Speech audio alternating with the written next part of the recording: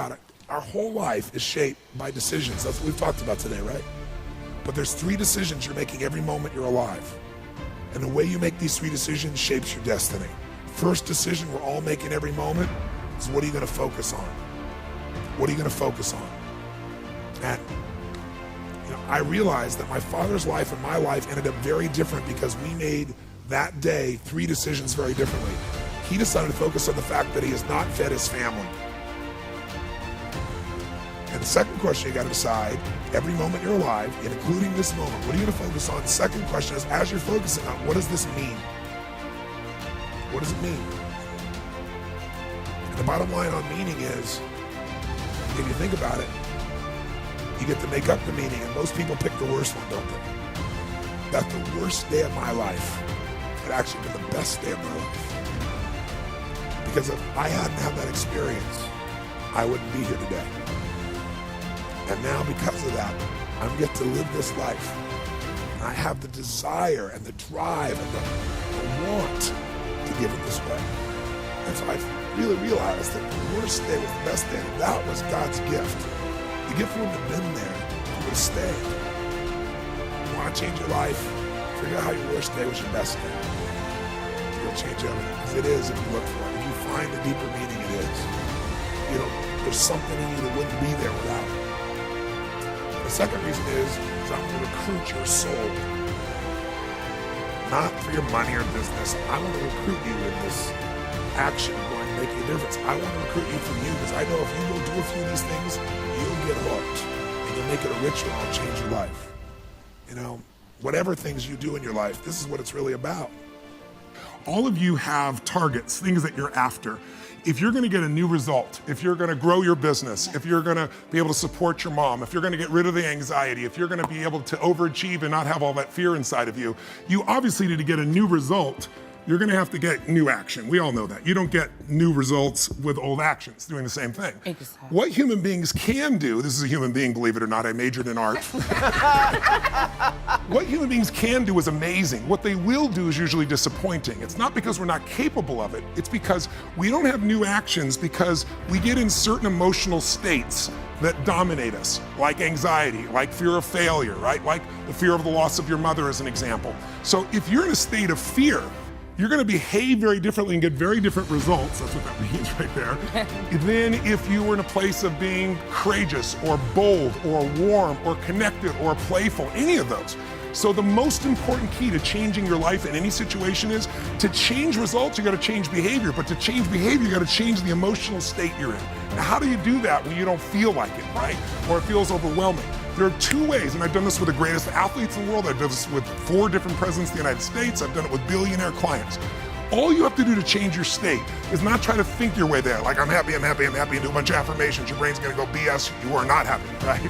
What you need to do is make a radical change in the way you use what we call your physiology. It's a big word, it just means the way you use your physical body. But if I said to you, there's a depressed person behind curtain number 1 over there, and I'll donate $100,000 to your best charity, your favorite charity, if you could describe what they're like physically.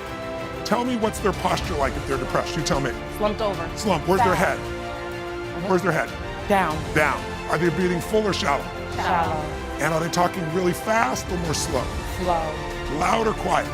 Probably quiet. You're all saying the same thing. How's that possible? Because you've all practiced this crap before, haven't you? Right? But here's what you can find. If you take that same person and you change the tempo at which they move, you bring their shoulders back and change their breathing pattern, if they make a faster gesture, if they speak more rapidly, it fires off a different biochemistry in you. And in that state, you will take radically different actions. In fact, I've taught this for 40 years, and about 3 years ago, Harvard finally did a study where they proved what I did worked, and they called it these power positions. And what they showed was if you stand, everyone can try this, stand up just for a moment if you want, everybody at home can try it as well. So do something really silly. Put both your hands on your hips like Wonder Woman or Superman or that stuff, right? If you stand like this and you breathe deep for just 2 minutes, what the science found was that you will absolutely increase your testosterone by 20%. man or woman. You'll drop your cortisol, which as you know is the stress hormone, by 22%, and you're 33% more likely to take action if you wouldn't have before because fear would have stopped you. Now, I don't have people just stand like this. I have people move, use their voice, make radical changes in their bodies. You can have a seat just to get a feel. I know we're short on time, but you can try it later and you'll feel it after 2 minutes. Or, somebody who's, puts their arms back like this and their feet up, that'll produce the same state. It produces more certainty in you. And that certainty gets you to take different actions. So if you are in a situation, you think of the worst scenario, your mom dying, my business goes under, I never achieve at the level I need to, all the things I have anxiety about, the minute you focus on them, you go into those states of fear, and then you behave fearful, and you get lousy results. And when you get lousy results, what does it do to your brain? You go, see, I told you I couldn't do this. It becomes this negative loop. So how do we break out of it? We change our focus by asking better questions.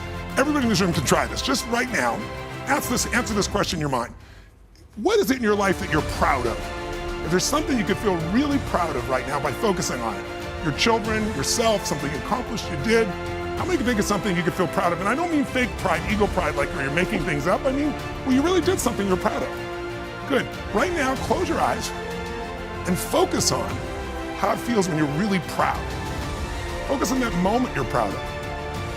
How do you breathe when you feel really proud?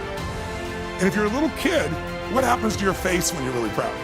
You don't hide it, right? There's that big smile on your face. So if we change the state you're in, just by changing our focus or the way we use our bodies, strongly. Now if you say, I'm gonna change my body, like I have people do firewalks sometimes or skydiving, and you go, they're scared and they go, Mr. Robbins said that I should change my physiology, okay? Oh shoot, it didn't work. It's gotta be a radical change, right? Here's my question for all of you. If you focus on what you want, life has probabilities, there's no guarantees, but you increase them when you change your state. And that's really what this is all about. Learning to change your body and learning to change your focus.